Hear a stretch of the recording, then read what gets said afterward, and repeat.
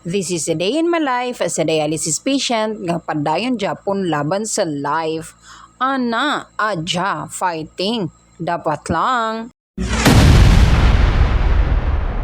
Good morning mga warriors, this is Sheila and 8 years na po akong dialysis patient. Bali karong adlaw, mag-dialysis na pud ko, madto ko sa ospital ug ga-prepare ko sa akong mga balon. Second session pa ang akong schedule guys, mga around 10 in the morning. Pero alas 8 pa lang maglarga na ko. Bali na human ako og ligo, nakailis na ko and mag-prepare na ko sa akong mga balon. Akong balon is naa mo leftover gabi nga giluto nila nga adobong manok. Tapos magdala din kog calamansi juice kay naa may calamansi diri. Pero may magud kapalit sila papa og calamansi. And then adayon ko tumbler, ang akong water tumbler is puno gina siya og ice. So muna ako gina-prepare every time mag-dialysis ko. Ako lang dyan na isa mag-ato sa hospital guys, mag-tricycle ko, mag-commute ko, and wala ko'y watcher. Since okay pa man ang akong lawas ug kaya pa na ako mag-ato sa hospital nga ako lang isa. Bali hatagan lang dayon ko nila mama og pamplite na ako back and forth and para pampalit pud na ako pagkaon. Dili ra pud ba ako maglisod kung ako ra isa guys kay dire-diretso man pud ang biyahe paingon sa hospital and then pabalik. Fast forward nabot na dayon ko diri sa St. Louis Hospital kung asa ko ga-dialysis. Sudluno ni siya nga area guys, mo na mag-additional ko og 20 pesos. Bali 50 pesos paingon lang unta sa downtown pero kay magsulod man sudlunon man ang hospital so mag-additional 20 pesos so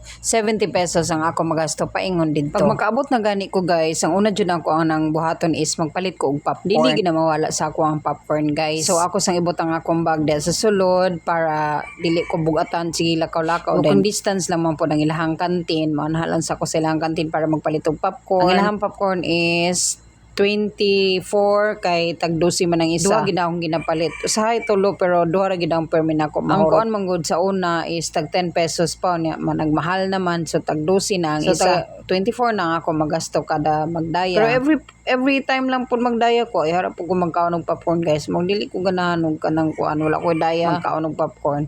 So ayan, nakapalit na ta og popcorn. Kuha na siya, plain na siya ha, walay cheese. As in pure lang gid na siya nga kanang corn with sa bana butter lang siguro. And then pasulod na dayon ta guys, maglakaw na ta paingon dito sa dialysis unit. Well, dili na ko ga wheelchair kay kaya man ako maglakaw. Si may exercise na lang pud na sa ako. Di ko ganahan mag wheelchair guys. So naabot na ta diri sa toang dialysis unit o daghan na kay mga dialysis patient nga gahulat kayo. So mga second session siguro na sila gihapon pareha sa kay hapit na man pud mahuman. And then magpalista din ko diri sa guard. Magpalista ko para pagtawag sa kuha is sunod-sunod na dayon. And then while waiting kay sayo man ko nakaabot diri sa hospital, madto sa dayon ko sa ibabaw sa second floor. Kay ang second floor man gud is na dito ang restaurant nga wala pa ba ko pamahaw. Mo nilang waiting area. So mag-elevator ko. Although second floor lang na siya, mag-elevator gid ko kay kapoy kaayo magamit sa ilahang kuan kanang kapoy magtungas ba. So mag-elevator ta mato ta sa second floor and this is the Lychee restaurant. Muning ganahan ako diri sa hospital pod kay naa sila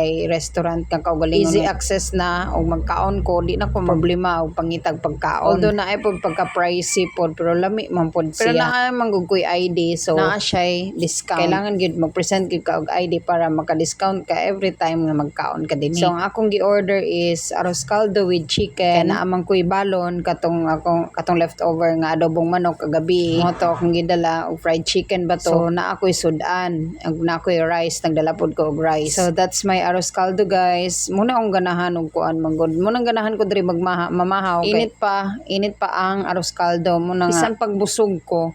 Magkaon jud ko arroz caldo kada maabot ko diri sa hospital kay man kanang init siya ba malami siya sa tiyan bitaw niya mabusog pag ikaw. So after ko magkaon guys, fast forward nagnaog na dayon ko. Nagnaog na din ko sa ground floor kay maghulat na din ko sa akong session. Second session man ko. So maghulat na lang ko tawagon ko number 6 man siguro to ang akong number.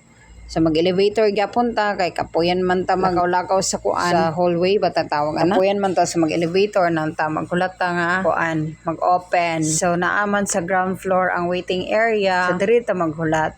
Mao ni siya ang mga watchers pod guys nga gahulat pod sa mga pasyente nga first session, may na lang gani kay wala na puno ang bangko, so makahulat ta. So since while waiting, nagtimbang na pug ko daan, gusto ko magtimbang daan para paabot sa kuan dialysis na tawagon ako. At least human ako og timbang dire-diretso nang akong pagsulod. Kapuyan po ko maghapit-hapit pa. So maglingkura na din ko dire sa waiting area, hulat lang kog tawag sa guard. Human ang first session, wa pa man human first session, mga 9 AM pa man siguro ni siya. And then while waiting, kaon-kaon pag ko popcorn. Kay kuan lami ba ini nga popcorn guys? Na battery manggod siya. And then fast forward, nakalingkod na din ko sa kontrono kay gitawag na ko. And then natusukan ako, yay! That was a successful siya nga tusok. Kaya pagkatusok guys, so happy kaayo ko. And then nag-start na dayon ang atong dialysis. 4 hours of dialysis treatment. So, I'm eating, watching TV, sleeping sometimes, manong ginabuhat, then water, calamansi juice, ana. And then, pagkaman, fast forward, nahuman ang atong dialysis, 4 hours dialysis. So, kailangan magtimbang na punta. It's a must good timbang before and after. So, naana to sa 45